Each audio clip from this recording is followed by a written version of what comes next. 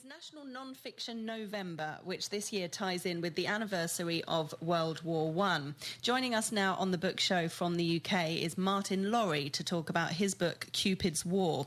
It's the moving and inspiring true story of a war horse, one of many thousands that was shipped across the English Channel during the First World War to play their part on the Western Front and in Egypt and Palestine. Cupid had been a father's gift to his 15-year-old son, Vernon, but when war broke out, father, son, then aged 17, and horse found themselves facing the horrors of the conflict together.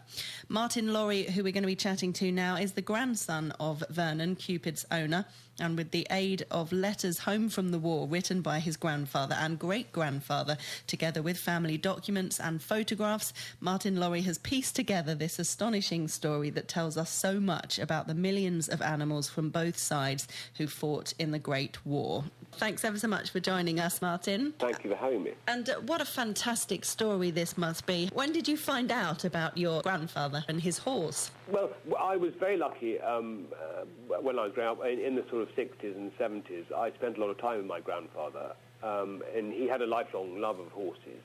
And he told me about the horses that left home with him at the beginning of the First World War, including Cupid, who was his 15th birthday present. And because of his love of horses, I think he wanted to explain to me as a lad how important it was for him that they went to war with him, particularly Cupid. And extraordinarily, from the four horses that left with him, Flashlight, Cupid, Polly and Nimrod, only one of them, Nimrod, didn't survive the war, which is quite extraordinary. Wow. And what were these horses' roles in the war then? Well, they were all riding horses.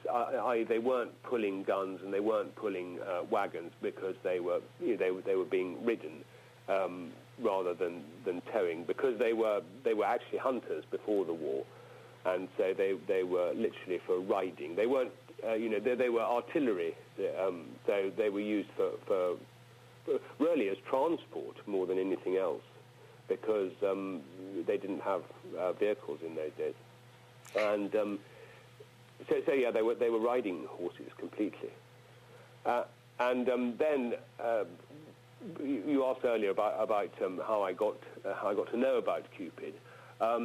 Sadly, as often happens, you don't know about these things till people die. And after my grandfather's death, you go through their belongings and things, and I found a suitcase full of First World War letters and photograph albums, which reminded me of the story of the horse that I'd been told so many years ago.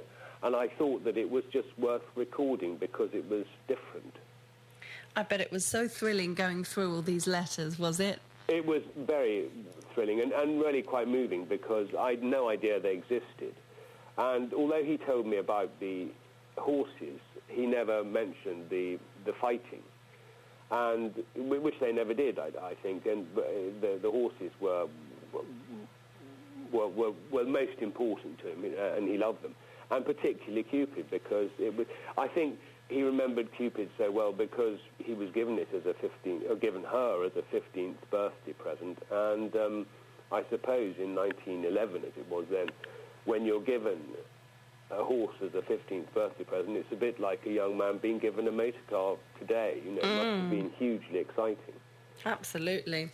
And what were some of the more emotional letters that you had found then?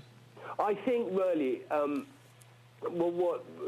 far as the horses are concerned, it is the torment that they went through. First of all, for the short time they spent on the Western Front, where they saw the conditions that we're also used to hearing about. And then after that, they started this long journey to Egypt.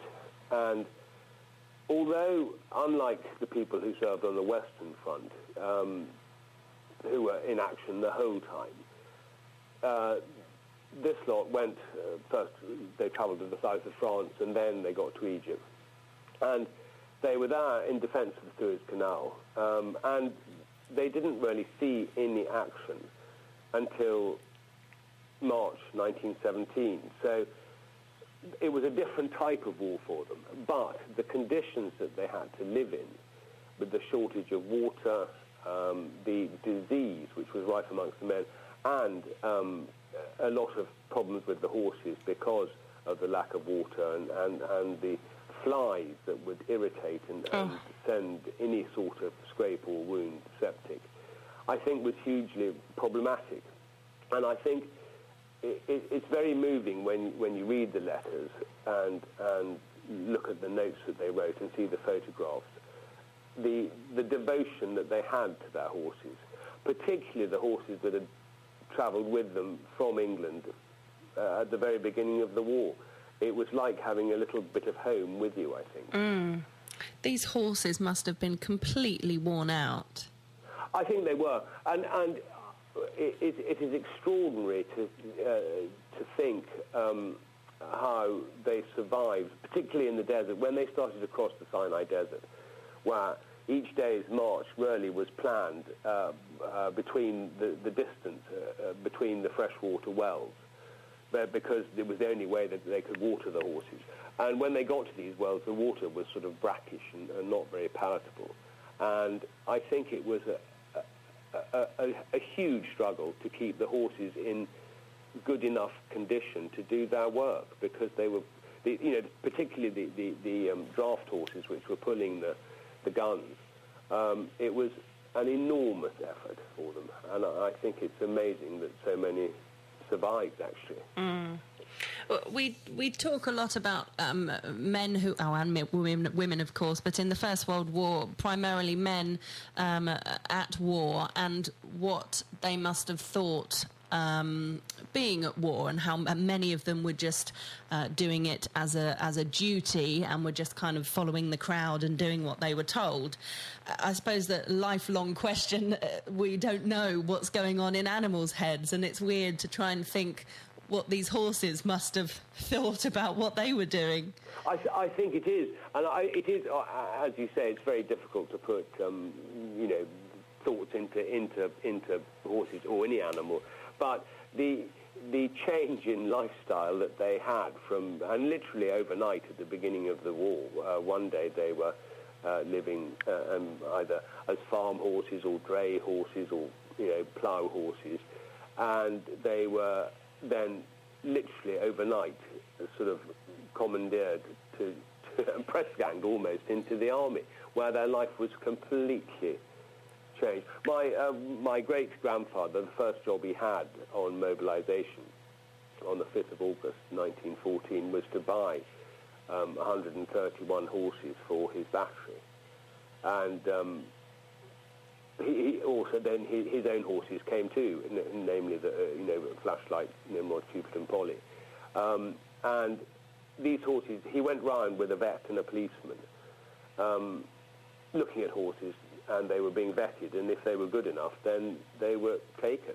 I'm sure that people were paid, but probably not a lot for them. Yeah. And because horses were, they could go nowhere without horses in those days. They were totally unmechanized, so they were vital. And you're saying that these men obviously loved these horses and were no doubt looking after the horses very well when they were back home, but suddenly the men and the horses were forced into these terrible conditions, and the horses obviously weren't being treated as well, but it wasn't the men's fault. Again, I wonder how the horses, whether they would have blamed their owners for what they were going through. Do you know what I mean?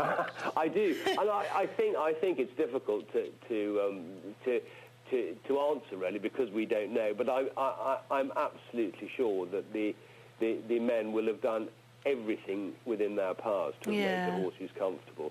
And I think, and also they were hugely saddened when they lost a horse, and they did lose many. And the horses they lost when they got to Marseille, the horses were given a veterinary check, and it was discovered that they had glanders, which is a particularly nasty disease, and so they had to shoot them, and that must have been absolutely ghastly, I think. Yeah. So how long did it take you to put this book together? I should think of about about 3 or 4 years, actually, because I think you change it a lot because you want to... What I wanted to do was tell the story, obviously for my own family and for my children, because they would find these letters and wonder what they were if I hadn't done anything about them. And I think I wanted to write it as if it was a story that was being told rather than anything too heavy, if you know what I mean, because Yeah. I think it's a story that was worth telling because it might just remind people of what did happen in these 4 horrible, horrible years of the First World War. And did you enjoy the whole process? Has it made you want to do another book? I enjoyed it enormously because going through the letters and suddenly, when I went through the letters, obviously I was reminded the whole time of what my grandfather had told me about the horses, and suddenly you realise that the whole thing comes into a sort of chronological order, and it's actually rather exciting, and because it's real life when you're reading it, and I did a lot feel very sad that I hadn't known about all this when he was still alive, because I could have asked him questions. So it would be fun to do more. If I found any more First World War material, I would love to make another attempt. Well, it's been great to have you with us on the book show. Martin Laurie, thank you very much for joining us.